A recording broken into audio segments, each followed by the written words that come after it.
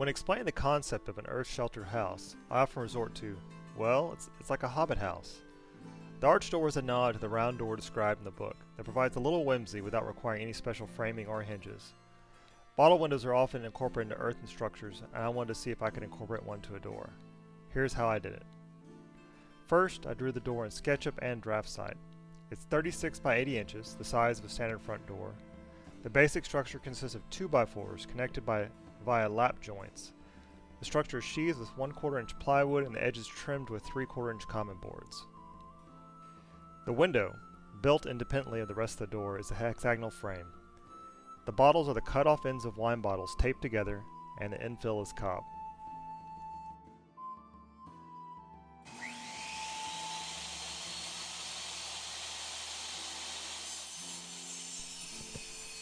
I used 2x4 stud lumber for the door framing members. Since studs have rounded edges, I ripped off one side with a table saw to make a good connection with the trim. I also like to have a nice clean corner to measure off of when checking that the door framework is square.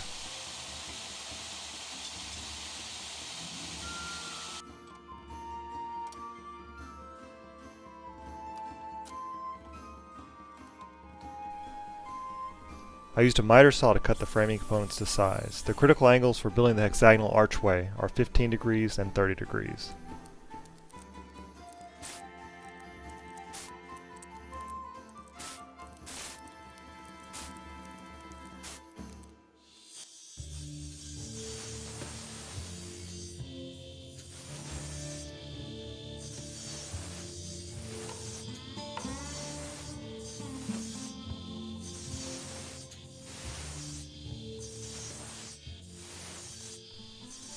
To create the lap joints, I used a radial arm saw to remove the excess material.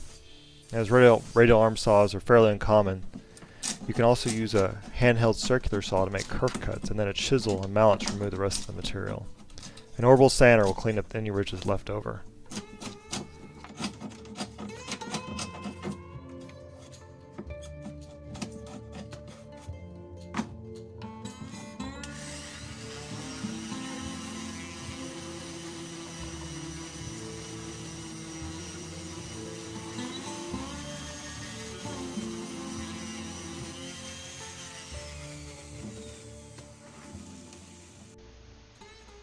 I laid out the frame, excluding the arched portions, on furniture clamps. Once I was satisfied that the frame was square, I applied wood glue to all the surfaces of the lap joints and screwed them together.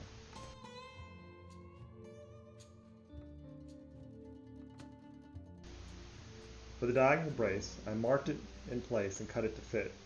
It's attached to the rest of the frame with glue and pocket screws.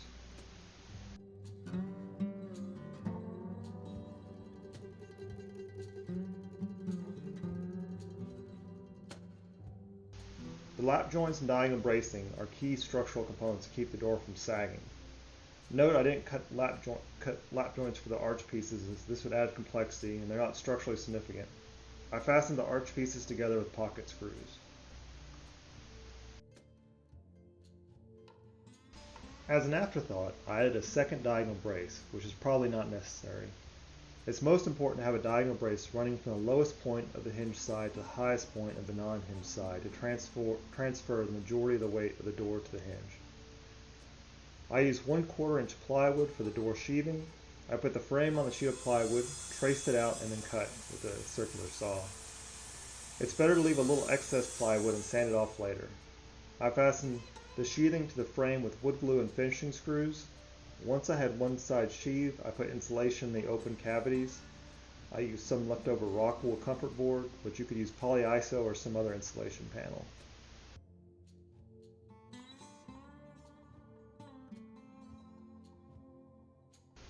The last step of framing was attaching trim boards around the perimeter of the door to hide the edge of the plywood. I ripped 1x common boards down to the width of the door and used a router to create a hinge mortise. I also used 1x common boards for the door jamb and routed a hinge mortise on the jamb at the same time. To make sure that the trim board was firmly tied to the door frame, I put a couple of flathead structural screws under each hinge. After staining the door, I hung the door in the cottage. The bottle window is extremely heavy, so it's best to put it in after you have the door installed.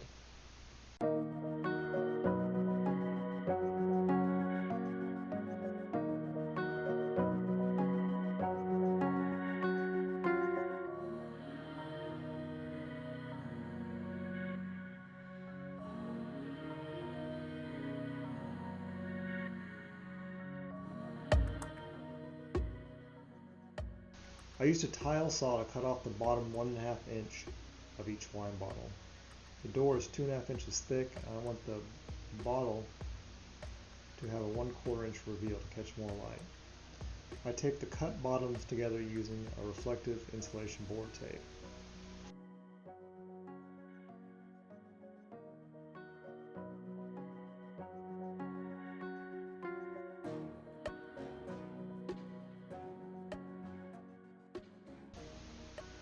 For the window frame, I ripped 1x common boards down to 2.5 inches, mitered the ends, and fastened the sides together with screws and metal brackets. The frame is about 1/2 inch smaller than the window opening in the door. I used the hexagon piece of plywood I cut out of the door sheeting to create the form for the bottle window. I put 2 1/2 inch wooden dowels through the frame to give the window more support. For the infill, I made a batch of cob using bagged clay, perlite, sand, straw, and water. The perlite was to reduce some of the weight of the window. I worked the cob in between the bottles using a small trowel.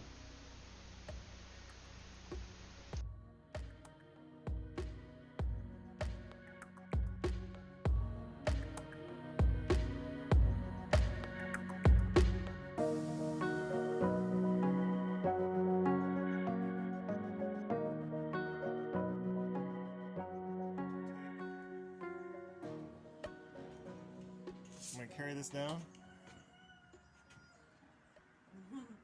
And you see we have this little the trim on here. I'm going to go to the inside, so you're going to open the door for me. And I'm going to go to the inside and then put this in. And you'll probably come inside with me too, which means you're going to take your shoes off. Initially you're going to film us walking it down there.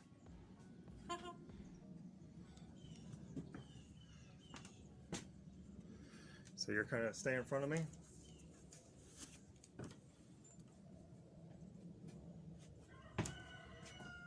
see if this works. So I'm going to flip it up like this.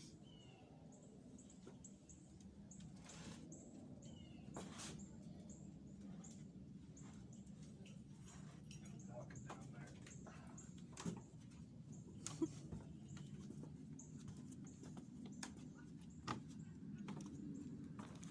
It's facing too low. Keep it going, Gene. You gotta go in front of me.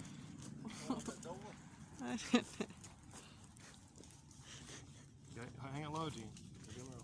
What do you mean? That's not getting. That's not getting the thing at all. It's facing down too much. All right. That door for me.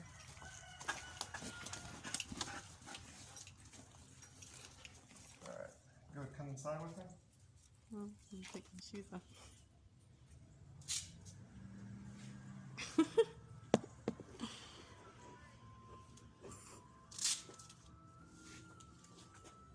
Okay, hand the camera to your father-in-law. You want me to do? What do I do? Apparently.